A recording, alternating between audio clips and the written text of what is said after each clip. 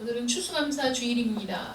추수감사 주일은 초막절, 또 장막절이라고 불리는, 또 수장절이라고도 불리는 절기인데, 이 초막절, 장막절, 또 수장절이라고 불리는 이 절기는 이스라엘 선조들이 광야에서 집을 짓지 못하고 늘 이동해야 되는 그 40년의 광야 생활 중에 장막, 초막 안에 거했던 것을 기념하면서, 그것을 기억하면서 드리는 절기가 바로 이 수장절, 또 초막절, 장막절이라고 불리는 절기입니다.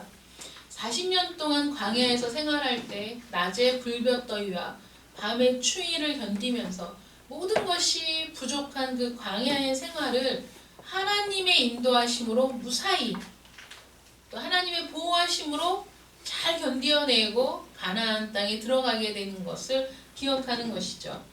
레위기 23장 42절부터 43절까지 말씀 보시면, 너희는 7일 동안 초막에 거하되 이스라엘에서 난 자는 다 초막에 거할지니 이는 내가 이스라엘 자손을 애굽 땅에서 인도하여 내던 때에 초막에 거하게 한 줄을 너희 대대로 알게 함이니라. 나는 너희 하나님 여호와니라. 이런 말씀이 있습니다. 우리 민족의 고유 명절은, 가장 큰 명절이 뭐죠? 설날? 그 다음에 추석 뭐 이러잖아요. 설날과 추석이 되면 귀향객들의 그 발길이 끊임없이 이어지고 교통대란이 일어나고, 그래도 또 여전히 고향을 찾는 발걸음들을 볼 수 있습니다. 어려서부터 지켜져 왔던 명절이라 제 기억에, 제가 어렸을 때 설날을 이거 바꾸자, 그래서 1월 1일 그 신정을 설날로 하자, 구정을 없애자, 이런 얘기가 있었습니다. 그래서 신정을 지키는 걸로 그렇게 추진이 됐지만은 결국은 실패했어요. 왜냐하면 대대로 내려져 왔던 그 전통, 또 그 관습, 또 어려서부터 지켜왔던 그것들에 대한 그 국민들을 한꺼번에 1월 1일을 설날로 하는 것이 되지가 않았기 때문에 한동안은 추진을 하다가 나중에 결국은 신정, 구정 이렇게 이름이 된 거죠. 그전에는 신정, 구정 이런 말이 없었고, 그 구정, 음력 설을 설날로 지켜왔는데, 그렇게 막 추진하다가 안 되니까 신정, 구정 이렇게 이름이 된 겁니다. 그래서 우리에게 그 전통이란, 우리에게 관습이란 바꾸는 것이 참 어려운 것인데, 하나님께서 이스라엘 백성들에게 초막절이라는 이 절기를 만들어 주시고, 그 절기를 지키도록 규례를 정하시고, 그 대대로 절기를 지켜라 이렇게 명령을 하셨을 때 이스라엘 백성들이 그 절기를 계속 지켜나가면서 우리에게 그 구정이, 음력설을 바꿀 수 없는 체득된 그런 전통이 되는 것처럼, 이스라엘 사람들에게도 그 초막절이라는 절기가 그렇게 체득이 되고 그들에게 전통이 되고, 그 절기를 통해서 하나님께서 원하시는 것들을 이스라엘 백성들에게 말씀하시고자 하는 의도가 있었던 것이죠. 이 초막절이라는 절기는 이 초막을 짓는 거예요. 초막이 이 성근 지붕이거든요. 왜냐하면 임시 거처잖아요. 또 옮겨야 되고, 그러니까 헐기 쉽고 짓기 쉽고 이런 거여야 되잖아요. 그래서 초막을 짓습니다. 초막절 절기가 되면. 그래서 가족들이 그 초막 안에 들어가서 생활을 하는 거예요. 얼마나 불편합니까? 그럼 우리에게 그렇게 하라고 하면 불편하죠? 우리 텐트 가지고 어디 놀러 가서 2, 3일은 텐트 안에서 자고 먹고 할 수 있지만, 일주일을 텐트 안에서 생활을 해야 된다고 생각해 보세요. 그거 쉽지 않죠.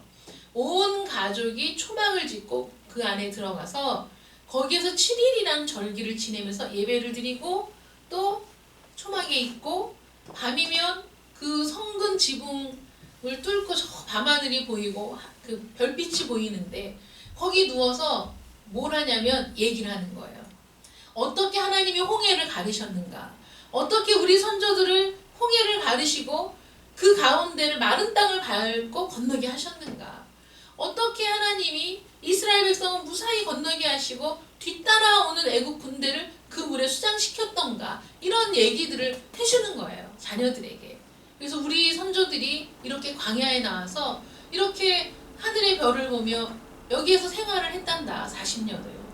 그런 얘기들을 해줄 때 그들은 광야에서의 고생, 광야에서의 불편, 광야에서 물과 음식이 부족하고 모든 것이 부족한 그 생활이었음에도 불구하고 그들이 대대로 전해주는 이야기 속에는 하나님이 어떻게 하셨는가, 하나님이 어떻게 도와주셨는가, 그 부족한 상황에서 하나님이 여전히 이스라엘 백성들을 보호하시고 이스라엘 백성들이 옷이 헤어지지 아니하고 신발이 헤어지지 아니하는 하나님이 정말 온전하게 돌봐주시는, 그 생활에 필요한 모든 물품이 부족하기는 해도 그 부족함이 아닌 거죠. 오히려 감사가 되고 하나님을 찬양하는 조건이 되는 거예요. 이 아무것도 없는 광야에서 이스라엘 백성들을 먹이시고 그 아무것도 없는 곳에서 하나님이 물을 먹이시고 거기에서 보호하시고 더위와 추위로부터 하나님이 보호하셔서 40년이라는 세월 동안에 부족함이 없었다는 거예요. 그 이야기들을 하면서 우리의 하나님, 나의 하나님, 이 민족을 사랑하신 하나님, 이 나라를 돌보시는 하나님에 대한 감격이 넘치게 되는 거예요. 근데 그때가 마침 어떤 때냐면 곡식을 추수해서 저장하는 때랑 딱 맞물려 있는 거예요. 그러니까 하나님께서 우리와 함께 하신 것을 기억하고 기념하는 그 초막절, 장막절에 곡식을 추수해서 저장해 놓고 하나님과 함께 걸었던 길이 비록 고난 가운데 걸은 길이고 여러 가지가 부족한 가운데 걸었던 길이라고 할지라도 하나님의 돌보심과 하나님이 우리에게 베풀어 주신 은혜가 너무 크다는 것을 고백하고 기뻐하는 절기가 된 거예요. 이걸 잔뜩 거두어 놓고 그 풍성한 마음 가운데서 하나님 앞에 정말 마음껏 하나님 앞에 정말 기쁨으로 그 절기들을 지킬 때 자손들에게는 살아있는 교육이 되고 또 하나님 안에서 하나됨을 확인하는 그런 절기인 거죠. 우리나라의 그 음력설이 모든 사람들에게 공통의 어떤 기억이 되고 추억이 되는 것은 그 명절을 세면서 우리가 하는 것들이 비슷한 풍습들을 같이 공유하잖아요.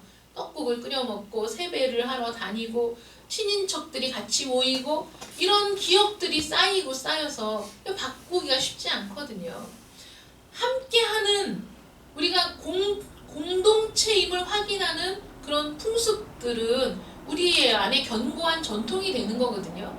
근데 이스라엘 백성들이 초막절이라는 절기를 지낼 때 모든 사람이 그 초막절을 지키는 거잖아요. 모든 사람이 초막을 짓는 거예요. 모든 가족들이 초막을 짓고 그 안에 거하면서 나만이 아니고 다 초막을 짓고 그날 밤에 다 가족이 누워 밤하늘을 바라보며 하나님을 이야기하고 하나님의 은혜를 이야기하고 하나님의 돌보심을 이야기할 때 우리가 하나님 안에서 하나, 우리 이스라엘 민족이 하나님 안에서 하나, 한 공동체, 한 몸, 하나임을 다시 한번 상기하는 절기가 되는 거예요. 그들이 한꺼번에 모여서 하나님을 예배하고 찬양하는 얼마나 아름다운 절기입니까? 그런 절기, 하나님이 계획하신 절기는 그런 거죠. 이스라엘 백성들이 제대로 지켜내지는 못했지만은 하나님이 의도하신 것은 그거라는 거예요. 그래서 그 초막절, 장막절은 수장절을 지키라 이는 내가 수고하여 이루는 것을 연종의 밭에서부터 거두어 저장함이니라. 그래서 이 수장절 함께 같은 절기로 이제 지키고 있는 것이죠. 약속의 땅 가나안에 들어와서 훌륭한 풍성한 수확물로 인해 더할 수 없는 기쁨과 감사로 충만한 추수감사제, 수장절을 지내면서 동시에 광야의 힘든 그 생활들을 기억하도록 하신 것은 하나님의 특별한 목적이 있어서입니다. 고통의 때 큰 능력으로 인도하신 하나님을 기억하지 못하는 사람은 풍족할 때 감사하지 못합니다. 고난의 때를 지나며 하나님의 은혜에 감격했던 사람이 자신에게 주신 모든 것을 기쁨으로 받아들이고 풍성한 감사를 드릴 수 있는 것이지, 그 고난의 때에 하나님의 은혜를 기억하지 못하고 하나님의 그 보호하심을 깨닫지 못하는 사람은 풍성한 수확물로 인해서도 기뻐하고 감사하지 못한다는 것이죠. 이스라엘 백성들이 그 고통의 때를 지나 가나안 땅에 들어갔을 때 하나님의 섭리가 어떠했는지 아십니까? 그들은 그 가나안 땅에 들어가서 자기들이 수고하지 않은 모든 것들을 취할 수 있었고 자기들이 수고하지 않은 음식을 먹을 수 있었어요. 하나님께서 그들을 기억하사 그 가나안 땅에 들어갔을 때 그 가나안 땅에 있던 것들을 다 누릴 수 있도록 해주셨습니다. 그러니까 가나안에 들어가서 거기에서 집을 짓고 거기에서 안주하고 거기에서 평온히 거할 때 하나님을 잃어버렸어요. 하나님을 잊어버렸어요. 하나님께 감사하지 않았어요. 광야의 고통스러운 시절 속에서도 여전히 함께 하셨던 그 하나님께서 우리에게 이 모든 것을 주셨다는 감사를 잊어버린 거예요. 그 초막을 짓고 장막을 짓고 이동하며 지낼 때 하나님께서 얼마나 그들을 사랑하시고 인도하시고 보호하셨는지에 대한 감격을 잃어버리고 그 땅을 파고 집을 짓고 거기에서 안주하면서부터 더 많은 것을 소유하기 위해 바알을 숭배하고 더 많은 소득을 얻기 위해 아세라 목상을 세우는 그러한 죄를 짓게 된 겁니다. 결국 거듭된 범죄로 말미암아 영원히 살아갈 것이라고 믿었던 그 터전, 하나님이 우리에게 영원히 주시는 땅이라고 믿었던 그 가나안 땅에서 이 이스라엘 백성들이 다 쫓겨나가게 된 것이죠. 초막을 짓고 밤하늘의 별을 보며 하나님을 이야기하며 잠이 들 때 그 가족들이 먼 옛날 홍해 바다를 가르던 조상들을 구원하신 그 하나님을 이야기하며 그 절기들이 해마다 반복될수록 그들의 믿음은 더욱 견고해지고 더욱 하나님을 향한 신앙의 열정이 뜨거워져야 되는데 이스라엘 백성들이 그렇게 못했다는 거예요. 오늘 본문 말씀을 보시면 21절 말씀에 아버지여 아버지께서 내 안에 내가 아버지 안에 있는 것 같이 그들도 다 하나가 되어 다 하나가 된다. 한 마음이 된다. 한 뜻이 된다. 이것이 우리 주님께서 지금 아버지께 간구하는 기도의 내용이잖아요. 내가 아버지 안에 있고 아버지는 내 안에 있는 것처럼 이 하나됨을 저들도 동일하게 누리게 해주십시오. 이렇게 하나님 앞에 간구하고 있습니다. 우리 모든 성도들이 한 마음이 되고 한 입이 되어 마음을 같이 하고 주님의 명령을 따르게 해달라는 주님의 간구이죠. 이 간구는 이 제자들만을 위한 간구가 아닙니다. 주님이 이렇게 말씀하시잖아요. 이들을 통해 복음을 듣고 믿게 될 그 이후에 수많은 성도들, 모든 성도들을 위한 간구라는 거예요. 그래서 이 기도는 그의 소유된 모든 백성을 위한 기도라는 것이죠. 모두 연합해서 한 몸이 되게 해달라는 거예요. 한 공동체가 되게 해달라는 거예요. 한 나라, 하나님의 나라를 이루고 있는 참된 연합체라는 것을 저들이 인식하고 사랑하게 해달라는 것이죠. 하나님 안에서, 예수 안에서, 성령 안에서 그것들을 공유하고 체득하고 느끼고 견고해지는 삶을 살아갈 수 있기를 간구하고 있습니다. 그래서 우리가 지키는 이런 절기들이 의미가 없는 게 아니에요. 그 전에 그랬지만 지금까지 뭐 그런 걸 지켜야 돼? 이건 뭐 구약에 있는 절기지 이렇게 생각할 일이 아니라는 거예요. 우리 안에서 끊임없이 이야기가 되고 끊임없이 우리가 이런 절기들을 통해 하나님의 보호하심과 인도하심을 노래하고 찬양하면서 이것들이 우리 안에서 변할 수 없는 그 어떤 외부의 압력으로도 바꿔지지 않는 우리의 신앙의 전통이 되고 신앙의 견고한 영역이 되어야 될 줄 믿습니다. 그래서 이런 절기들을 우리가 함께 하는 것이죠. 이스라엘이 한 초막, 가족 단위로 모인 한 초막, 또 함께 모인 모든 초막 안에서 함께 이 절기를 지키면서 하나님 안에서 우리가 하나라는 것을 체득하고 하나님 안에 있는 것이 가장 복된 것이라는 것을 깨닫게 되고 하나님이 주시는 복이 이 세상이 줄 수 없는 가장 귀한 복이라는 것을 자손들에게 설명할 수 있는 신앙 교육의 현장이었던 것이라는 거예요. 우리 하나님께서는 이 거룩한 목적을 성령 안에서 거룩한 연합을 이룰 수 있도록 오늘도 우리에게 이 절기의 정확한 이유와 지켜야 할 목적을 말씀하고 계신다는 것이죠. 그래서 광야에서의 초막절은 그럼에도 불구하고의 신앙으로 우리를 이끌어가는 과정이었다는 거예요. 그럼에도 불구하고 음식이 부족함에도 불구하고 물이 부족함에도 불구하고 우리의 모든 편안하고 안락한 생활을 누릴 수 있는 모든 여건이 부족함에도 불구하고 우리를 인도하시는 하나님께 감사하는 그 신앙으로 우리를 이끌고 가시는 것이죠. 이 세상이 편안함과 안락함을 줄 수는 있을지 모르나 이 세상이 결코 우리에게 영원을 보장해 주지 못하고 이 세상이 우리에게 잠시의 즐거움을 줄 수는 있으나 우리에게 영원한 즐거움을 주지는 못한다는 것, 우리가 비록 광야에서 모든 것이 핍절한 상태로 지낸다고 할지라도 그곳이 하나님 안에 있는 곳이라면, 그곳이 하나님의 인도하심과 보호하심이 있는 곳이라면 그곳이 가장 좋은 것임을 고백하는 그 고백이 있는 장소가 바로 그 광야인 것이죠.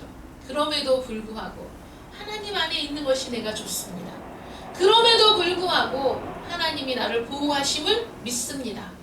그리 아니하실지라도 하나님을 믿습니다라는 고백이 이루어지는 장소가 바로 광야라는 거예요. 그러므로 하나님께서 저와 여러분을 때로는 광야로 몰고 가셔서 아무것도 없는 곳에서, 아무 도움이 없는 곳에서, 그 누구도 나를 돌아보지 않는 것 같은 깊은 고독과 절망 가운데 우리를 두실 때 그 광야는 바로 하나님의 인도를 만나는 장소가 되는 거예요. 하나님의 보호하심을 경험하는 장소가 되는 거예요. 이 세상에서 홀로 떨어져 있는 것 같은 그런 슬픔과 고독 가운데에서 비로소 거기서 내가 하나님을 만나요. 하나님을 경험합니다. 이 세상의 소리들로부터 단절된 곳에서, 이 세상의 아우성에서 단절된 그 혼자만의 공간 속에서 참 괴롭고 고통스러운 그 순간에 오히려 하나님을 만나고 하나님의 음성을 듣고 하나님의 위로하심을 경험하게 되는 거예요. 그렇게 됐을 때 정말 다시는 돌아가고 싶지 않은 너무 괴롭고 비참한 그 상황을 우리는 나중에 두고두고 얘기하게 돼요. 왜냐하면 그 상황이 좋아서가 아니에요. 그 고통이 좋아서가 아니고 그 고통 가운데 함께 하신 하나님의 은혜가 너무 감사해서, 나 같은 것을 하나님께서 그토록이나 사랑하신다는 것을 너무 깊이 깨달은 자리였기 때문에 그 얘기를 하는 거예요. 그러므로 이스라엘 백성들이 초막을 짓고 광야의 생활을 이야기하는 것은 그것이 힘들고 불편했지만 하나님이 어떻게 도우셨는가를 이야기하는 공간이 되는 것이죠. 그러므로 하나님의 은혜가 너무 값지고 너무 귀하고 어떻게 그렇게 우리 선조들을 인도하셨을까. 그래서 이스라엘 백성들은 시편에 보면 그 광야의 생활을 노래하는 부분이 굉장히 많습니다. 근데 그 고백 속에 항상 끝에 뭐가 붙는지 아세요? 감사하라는 거예요. 하나님의 인자하심에 감사하라는 거예요. 하나님의 인도하심에 감사하라는 거예요.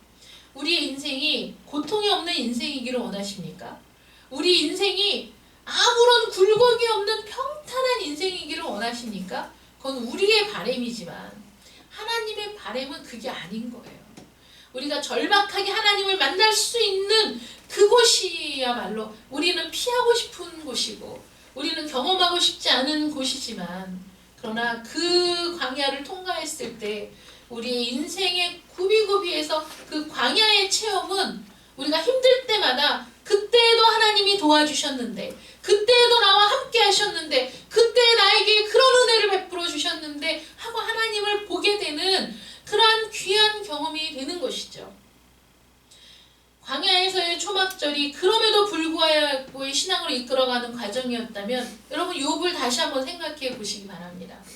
욥은 하나님이 정말 칭찬하는 믿음의 사람이었죠.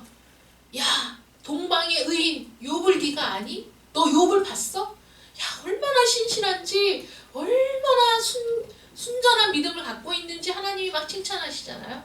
사단이 아유, 지금 그 사람이 누리고 있는 복을 생각해 보십시오. 그거를 빼앗으면 분명히 하나님을 저주할 겁니다. 분명히 하나님을 떠날 겁니다.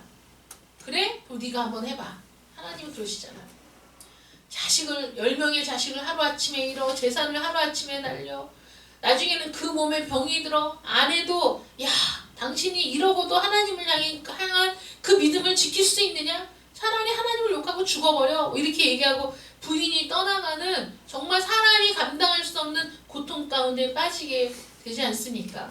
근데 그 욥이 하나님께 계속 이유를 묻고 있어요. 왜죠? 왜 나입니까? 내가 뭘 잘못했습니까? 나는 얼마나 하나님 앞에, 그래도 하나님 앞에 내가 얼마나 신실하고 얼마나 순전하고 내가 혹여라도 하나님 앞에 범죄할까봐 얼마나 조심하고 내가 이렇게 살아온 거를 하나님이 아시는데 왜 내가 이런 고통을 당해야 됩니까? 왜 내가 이런 고난을 당해야 됩니까? 심지어는 우리 집에 있는 종들이 내 얼굴을 보지 않습니다. 그전에는 내 발밑에 와서 무릎을 꿇던 자들이 이제는 나를 모른 척합니다. 왜 내가 이런 고난을 당해야 됩니까? 왜 내가 이런 고통을 당해야 됩니까? 여러분, 욥은 그 누구에게 하소연한 게 아니에요. 하나님 앞에 끊임없이 그 이유를 묻고 있어요.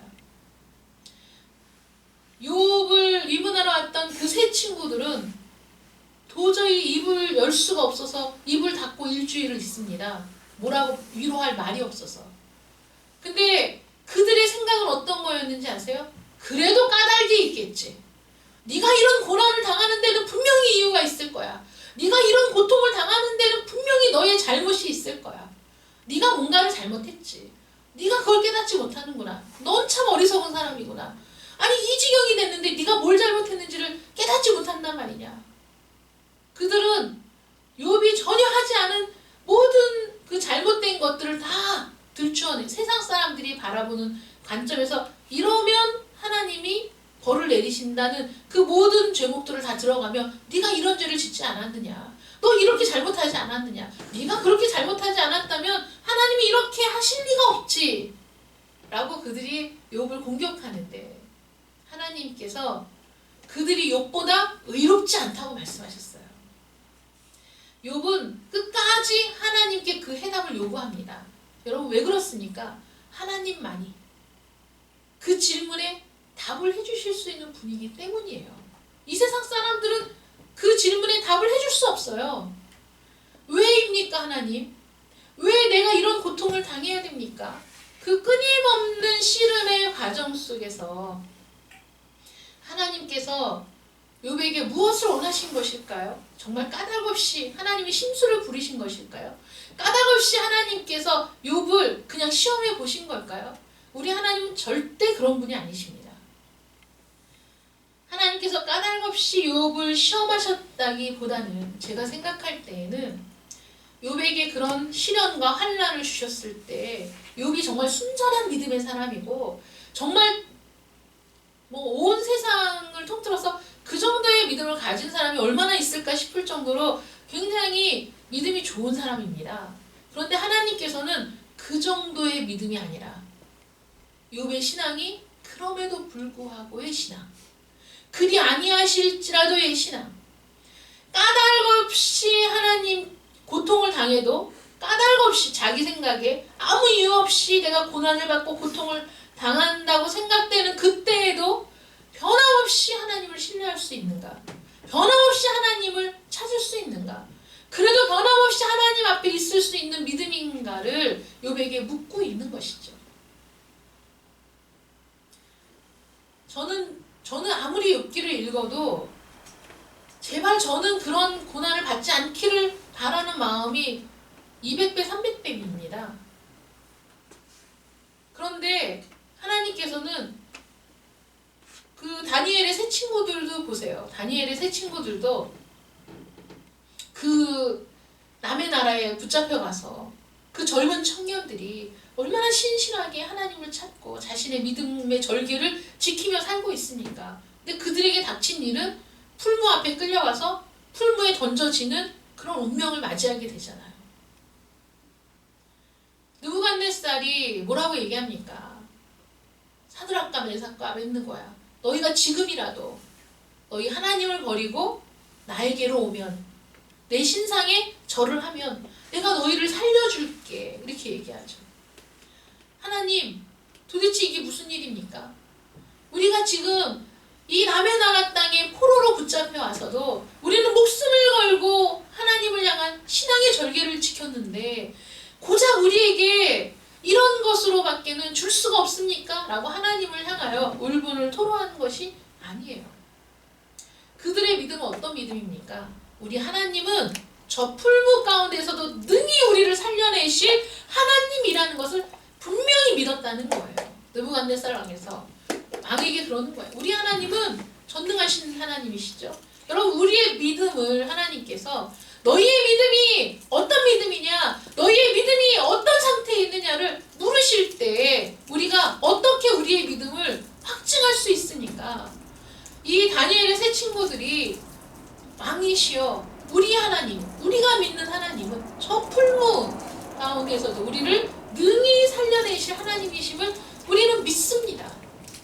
그 다음에 무슨 말이죠? 그리 아니하실지라도 우리를 살려내실 수 있는 분이 우리를 저 풀무에서 죽게 한다고 할지라도 우리는 하나님을 향한 믿음을 끝낼 수 없습니다. 하나님을 향한 이 신앙을 버릴 수 없습니다. 이렇게 대답했어요. 하나님께서 그들에게 요구하신 너희들의 믿음이 어떤 것이냐, 너희들이 어떤 믿음을 가지고 있느냐. 이 다니엘의 세 친구들은 그리 아니하실지라도 하나님을 결코 떠날 수 없습니다 라는 믿음으로 화답한 것이죠. 느부갓네살 왕이 얼마나 열받았는지 풀무불을 7배나 뜨겁게 불을 떼잖아요. 쇠도 단숨에 녹일 수 있는 그 뜨거운 풀무불에 던져 넣으라고 얘기할 때 던져 넣던 사람이 불에 타서 죽는 그 정도의 뜨거운 불에 이 세 친구들을 집어넣었는데, 아니 웬걸? 분명히 순식간에 사라져야 되는데 그 불구덩이 안에서 사람이 걸어다니고 있는 거예요. 근데 보니까 분명히 세 사람을 던져 넣었는데 4사람이 걸어다니고 있네. 느부갓네살 왕이 들여다보다가 너무 신기하니까 가까이 가서 얘기합니다. 나오라고. 사드락과 메삭과 아벳느고가 머리털 하나 그슬리지 않은 상태로 걸어 나오거든요. 느부갓네살 왕이 전능하신 하나님이 어떤 분인지를 보고 놀라는 그런 순간이었죠. 그 믿음, 그리 아니하실지라도, 내가 죽을지라도, 내가 이런 고통 가운데 내가 죽을지라도 우리 하나님을 나는 떠날 수 없습니다 라는 고백. 그럼에도 불구하고 그 신앙, 욥에게 네가 까닭없이 고통을 당한다고 여겨지는 이 때에도 여전히 나를 신뢰할 수 있겠니? 여전히 나를 믿을 수 있겠니? 내가 너에게 까닭없이 시련을 주는 그런 하나님이 아니라는 것을, 내가 너를 향해 좋은 계획을 갖고 있는 하나님이라는 것을, 내가 너를 끝까지 영원까지 지키는 하나님이라는 것을 믿을 수 있겠니? 라고 물으시는 거라는 거예요. 물으시는 겁니다. 욥이 나중에 얘기하잖아요. 하나님, 내가 이제까지는 귀로만 들었었는데 내가 이제야 눈으로 하나님을 봅니다. 그 고백이 광야의 고통의 끝자락에서 발견한 하나님을 향한 놀라운 고백인 것이죠. 우리는 추수감사 주일을 지내면서 우리의 삶을 다시 한번 돌아보는 기회를 가졌습니다. 내 인생의 광야는 어디였는지, 아니면 지금 나는 광야를 걷고 있는지, 여전히 나는 지금 고통 가운데 하나님을 향하여 부르짖고 있는지, 우리 각자의 삶의 모습이 다 다르고 우리 개인의 삶의 그 굴곡들은 다 다르지만, 그러나 그 광야는 반드시 축복의 장소가 될 것이고 그 광야는 반드시 하나님을 만나는 장소가 될 줄 믿습니다. 아멘. 그래서 우리는 그 광야를 지난 뒤에 우리의 믿음은 어떤 믿음이 되느냐? 자족하는 믿음이 되는 거예요. 그리 아니하실지라도의 믿음이 되는 거예요. 그럼에도 불구하고의 믿음이 되는 겁니다. 그러므로 우리는 범사에 감사하는 믿음의 사람으로 변화될 줄 믿습니다. 아멘. 오늘 이 시간에 우리는 하나님 앞에 자족하는 믿음, 범사에 감사하는 믿음으로 하나님이 다스리는 저 나라에 들어갈 날을 꿈꾸고 소망하면서 우리의 모든 것을 다하여, 우리의 최선을 다하여 하나님 앞에 감사를 드리는 귀하고 복된 날 될 줄 믿습니다. 아멘. 기도하겠습니다. 사랑의 하나님 감사합니다.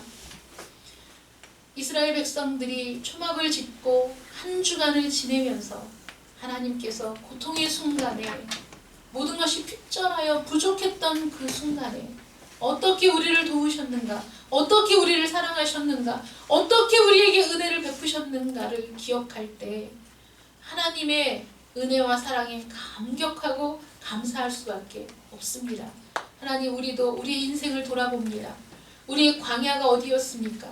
우리가 너무 고통스럽고 괴로워서 부르짖었던 때가 어디입니까? 우리 인생의 굴곡 속에서 기억하고 싶지 않은 비참하고 처참한 현실 가운데, 그러나 그곳으로 돌아가고 싶지는 않지만은 그때에 나와 함께 하신 하나님, 그때에 나를 도우신 하나님, 그럼에도 불구하고 그리 아니하실지라도 하나님을 믿겠다는 믿음의 고백이 있었던 그 자리를 우리 평생에 기억하게 하여 주시옵시고, 아멘. 우리가 그렇게 하나님 앞에 우리의 모든 것을 드려 감사하고 영광을 돌리는 믿음의 사람으로 변화될 수 있도록 주여 이끌어 주시옵소서. 아멘. 이렇게 변화된 한 사람 한 사람, 거룩함으로 달려가는 이 한 사람 한 사람이 하나님의 나라의 귀한 알곡이 되고 결실이 되어 하나님의 나라의 수장절의 창고에 드린 곡식과 같이 우리 모든 성도들이 하나님의 나라에 들어갈 그날을 꿈꾸며 오늘도 하나님 앞에 영광과 감사를 올려드립니다. 우리 마음속에 참 기쁨과 은혜가 가득하게 하여 주시옵소서. 아멘. 예수님의 이름으로 기도드립니다. 아멘.